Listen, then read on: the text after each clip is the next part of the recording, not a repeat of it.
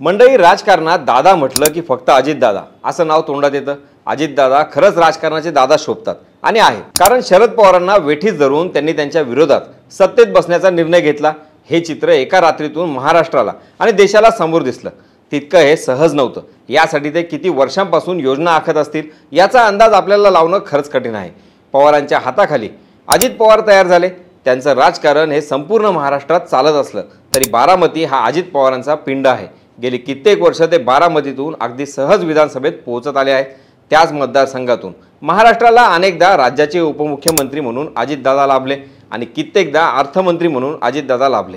ही पदं जणू त्यांच्यासाठी रिझर्व्ह आहेत असं म्हटलं तरी वावगं ठरणार नाही, कारण आताही ते उपमुख्यमंत्री पदासह राज्याच्या अर्थ मंत्रालयाची जबाबदारी सांभाळत आहेत. हे सगळं सांगण्याची गरज म्हणजे या सगळ्यांचं मूळ हे बारामती आहे. पवार घराण्यातील कलहानंतर बारामती कुठल्या पवारांकडे जाईल याची उत्सुकता अगदी प्रत्येकालाच लागून आहे. इतकी वर्ष केंद्रात ताई आणि राज्यात दादा असं समीकरण बारामतीत होतं. आता केंद्रात ताई पोहोचले आहेत म्हणजे फुटीनंतर बारामतीचं केंद्र हे शरद पवारांच्या ताब्यात गेलं. पण अजित पवारांना मात देत शरद पवार बारामतीचं स्थानिक राजकारण आपल्या बाजूने वळवू शकणार का, हा देखील प्रश्न निर्माण झाला आहे. कारण अजित पवारही तेवढेच सक्षम नेते आहेत. मात्र बारामतीत पुन्हा एक मोठी घडामोड घडली आहे. स्वतः अजित पवार यांनीच आता बारामतीतून निवडणूक लढवणार नाही अशी घोषणा केली आहे. त्यामुळे अचानक बारामती सुन्न झाली आहे. किंबहुना अजितदादांनी असा निर्णय का घेतला? अजित पवार बारामतीत नाही तर त्यांना रिप्लेस करणारा चेहरा कोणता असेल? अजित पवारांनी हातानं बारामती शरद पवारांसाठी सोपी केली का? अजित पवार दुसरा कुठला मतदारसंघ शोधताय? या सगळ्या प्रश्नांची उकल करणारा हा सविस्तर रिपोर्ट. नमस्कार, मी स्वप्नील आणि आपण पाहतात त्याचं काय महाराष्ट्र. तर मंडळी, उपमुख्यमंत्री अजित पवार यांनी पुन्हा एकदा बारामतीतून माघार घेणार असल्याचे स्पष्ट संकेत दिले आहेत. बारामतीमध्ये बोलत असताना अजित पवारांनी पुन्हा कार्यकर्त्यांसमोर भावनिक आवाहन केलं आहे. दरम्यान यंदाच्या वेळेस मी जो उमेदवार देईल असं अजित पवार यांनी म्हणताच कार्यकर्ते आक्रमक झालेले पाहायला मिळाले. विशेष म्हणजे ही कालचीच गोष्ट आहे. मागच्या वेळी पहिल्यांदा जेव्हा अजित पवारांनी बारामतीतून माघार घेण्याबाबत वाच्यता केली होती त्यावेळी कोणीच या गोष्टीचा बाऊ केला नाही, कारण कदाचित सुनेत्रा पवार यांना लोकसभेत मिळालेल्या पराभवाच्या नाराजीतून ते म्हणत असतील असं सगळ्यांचंच मत होतं. मात्र काल जेव्हा अजित पवारांनी बारामतीमध्ये एका कार्यक्रमात आपली भूमिका स्पष्ट केली त्यावेळेस कार्यकर्ते आक्रमक झाले. एवढंच नाही तर आगामी विधानसभा निवडणुकीसाठी बारामतीतून निवडणूक उपमुख्यमंत्री अजित पवार यांनीच लढवावी या मागणीसाठी राष्ट्रवादी काँग्रेस अजित पवार गटाच्या कार्यकर्त्यांनी तब्बल अर्धा तास ताफा अडवत अजित पवारांना वेठीस धरलं. आता हे कार्यकर्ते अजित पवारांचेच असल्यामुळं पोलिसांनाही कुठलाच हस्तक्षेप करता आला नाही. बऱ्याच वेळानंतर अजित पवारांनी गाडीतून खाली उतरत कार्यकर्त्यांची समजूत घालण्याचा प्रयत्न केला. मात्र कार्यकर्ते आपल्या मतावर ठाम होते. त्यानंतर पुन्हा उपमुख्यमंत्री अजित पवार गाडीत बसून निघाले असता कार्यकर्ते चक्क त्यांच्या गाडीसमोरच झोपले व जोरदार घोषणाबाजी केली. नंतर पोलिसांनी कार्यकर्त्यांना बाजूला करत उपमुख्यमंत्री अजित पवारांच्या ताफ्याचा मार्ग मोकळा करून दिला. आता मुद्दा हा येतो की अजित पवार यांनी बारामतीतून माघार का घेतली? तर मागच्या काही काळातल्या घटना बघितल्या तर बारामती लोकसभा मतदारसंघात पत्नी सुनेत्रा पवार यांचा पराभव अजित पवारांच्या चांगलाच जिव्हारी लागला. बारामती लोकसभा निवडणुकीचे निकाल लागल्यानंतर तब्बल 2.5 महिन्यांनी अजित पवारांनी एक मोठं विधान केलं. बारामती लोकसभा मतदारसंघात बहीण सुप्रिया सुळे यांच्या विरोधात अजित पवारांनी सुनेत्रा पवारांना उमेदवारी दिली होती. त्या उमेदवारीबद्दल अजित पवारांनी पहिल्यांदाच पश्चाताप व्यक्त केला. लोकसभा निवडणुकीत बारामतीत बहीण सुप्रिया सुळे यांच्या विरोधात सुनेत्रा पवार यांना उभं करायला नको होतं. त्यावेळी माझ्याकडून थोडी चूक झाली. पार्लमेंटरी बोर्डानं तो निर्णय घेतला होता. एकदा बाण सुटल्यावर आपण काहीच करू शकत नाही. आज माझं मन मला सांगतं की असं व्हायला नको होतं, अशी कबुली उपमुख्यमंत्री अजित पवार यांनी दिली होती. त्यांच्या कबुलीनंतर विविध राजकीय प्रतिक्रिया उमटल्या. मात्र याच उत्तरात त्यांच्या आताच्या माघारीबद्दलचा तर्क लागतो. कारण शरद पवारांनी बारामतीत कोण लढणार याबाबत अजून कुठलीच वाच्यता केलेली नाही. आजपर्यंत बारामतीमध्ये फक्त पवार घराण्याचंच वर्चस्व राहिलं आहे. म्हणूनच शरद पवार आपले नातू युगेंद्र पवार यांना बारामतीत उमेदवारी देण्याच्या तयारीत असल्याचं बोललं जात आहे. या लढतीबाबत आपण याआधी एका व्हिडिओमध्ये सविस्तर बोललो होतो. विशेष म्हणजे बारामतीचा पुढचा दादा, भावी आमदार असे पोस्टर्स बारामतीमध्ये युगेंद्र पवार यांच्याबद्दल लागले आहेत. हेच ते कारण असू शकतं. कारण अजित पवार मैदानात उतरले तर काका विरुद्ध पुतण्या अशी लढत होऊ शकते. दोघांपैकी एक हरणार एवढं निश्चित. युगेंद्र पवार यांच्या मागे शरद पवारांची ताकद असेल. त्यामुळे पुन्हा एकदा पवार घराणं एकमेकांसमोर येईल, जे की अजित पवार यांना नको असेल.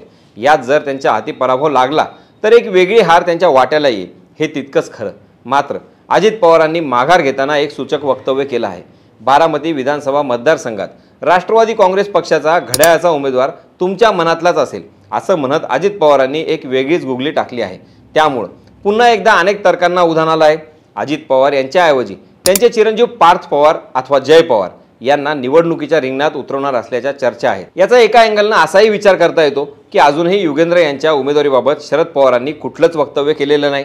जर का अजित पवारांनी त्यांच्याऐवजी पार्थ किंवा जय पवारांना रिंगणात उतरवलं तर कदाचित आपल्या दोन नातवांमध्ये संघर्ष होऊ नये यासाठी शरद पवार इथे दुसरा उमेदवार उतरवण्याची शक्यता नाकारता येत नाही। त्यामुळे अजित पवारांच्या मुलांसाठी हा मतदारसंघ सुलभ होईल आणि दुसरी गोष्ट म्हणजे पवार विरुद्ध पवार संघर्ष टळेल। आता अजित पवार बारामतीतून नाही तर कुठून निवडणुकीच्या रिंगणात उतरणार हे निश्चित आहे। 1995 पासून सलग 30 वर्ष निवडून येणाऱ्या अजितदादांनी बारामतीतून निवडणूक न लढवण्याचे संकेत दिले आहेत। त्यानंतर आता अजितदादांनी बारामतीतून आपला मोर्चा शिरूर विधानसभा मतदारसंघाकडे वळवला आहे। अजितदादा शिरूरमधून विधानसभा निवडणूक लढवण्याची शक्यता आहे। तिथे राष्ट्रवादी काँग्रेसचे शरदचंद्र पवार गटाचे अशोक पवार हे विद्यमान आमदार आहेत। त्यामुळे विधानसभेला शिरूरच्या मैदानात अजितदादा विरुद्ध अशोक पवार अशी लढत पाहायला मिळणार का हे पाहणं महत्त्वाचं ठरणार आहे। शिरूर हा आधीपासूनच राष्ट्रवादीचा बालेकिल्ला मानला जातो। त्यामुळे बारामतीनंतर अजित पवारांसाठी हा मतदारसंघ सेफ ठरू शकतो। शिवाय अजित पवार हे मोठे नेते आहेत, त्यामुळे त्यांना या मतदारसंघातून निवडून येण्यासाठी प्रचाराचीही गरज भासणार नाही अशी परिस्थिती आहे। त्यात यंदाची निवडणूक ही प्रतिष्ठेची असणार आहे। त्यामुळे अजित पवार यांचं निवडून येणं तितकंच गरजेचं आहे। तुलनेनं इतकी वर्ष सोपा असणारा बारामती मतदारसंघ यंदा त्यांच्यासाठी अवघड ठरू शकतो। पण हे सगळं झालं अजित पवार गटापुरतं। अजित पवारांनी माघार घेतली, महायुती मान्य करणार का हाही प्रश्न आहे। कारण हे सगळं सत्तानाट्य झालं ते बारामतीवर वर्चस्व प्रस्थापित करण्यासाठी किंवा कुठल्याही पद्धतीनं बारामती ताब्यात राहण्यासाठी। लोकसभेत फटका बसला, त्यामुळे आता महायुतीसाठी एक एक जागा महत्त्वाची आहे। त्यात अजित पवार यांच्याशिवाय शरद पवार यांच्याकडून बारामती कुणीच घेऊ शकत नाही हे ठळक गणित आहे। लोकसभेत जरी सुप्रिया सुळे यांना तिथून आघाडी मिळाली असली तरी अजित पवार हेच बारामतीतून निवडून येणार यावर कुणीच शंका उपस्थित केली नाही। अशा परिस्थितीत अजित पवार यांनी माघार घेतली तर हाताने ही जागा महाविकास आघाडीच्या ताब्यात देणं आहे हे स्पष्ट आहे। कारण अजित पवार स्वतः नाहीत तर तिथं शरद पवारांचा वरचष्मा असणार हे काही वेगळं सांगण्याची गरज नाही। त्यामुळे या क्षणाला बारामती हातातून घालवणं महायुतीला परवडणारं नाही। अशा परिस्थितीत महायुती अजित पवारांना निर्णय मागे घेण्यास भाग पाडणार का हे बघणं महत्त्वाचं ठरणार आहे। याचंच एक पाऊल म्हणजे राष्ट्रवादी काँग्रेसचे कार्याध्यक्ष प्रफुल्ल पटेल यांनी अजित पवार कोणत्या मतदारसंघातून निवडणूक लढवणार हे जाहीर केलं आहे।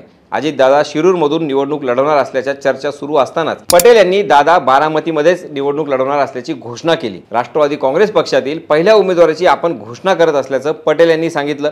त्यामुळे पटेल यांच्या घोषणेनंतर आता अजित पवार काय बोलतात किंवा वेगळा निर्णय घेतात का हे पाहणं उत्सुकतेचं ठरणार आहे। येत्या काळात या सगळ्या घडामोडींवरचा पडदा उठणारच आहे। त्यासाठी आपल्याला जास्तीत जास्त वाट बघावी लागणार नाही। आपण याचे अपडेट घेतच राहणार आहोत। तत्पूर्वी अजित पवार यांच्या बारामतीतून माघार घेण्यामागं तुमच्या मते अजून कुठलं कारण असू शकतं हे आम्हाला कमेंट बॉक्समधून कळवायला विसरू नका। बाकी राजकारणाच्या आखाड्यात आपली नजर कायमच असणार आहे, तेव्हा कुठेही जाऊ नका, पाहत राहा, सबस्क्राईब करा। त्याचं काय महाराष्ट्र।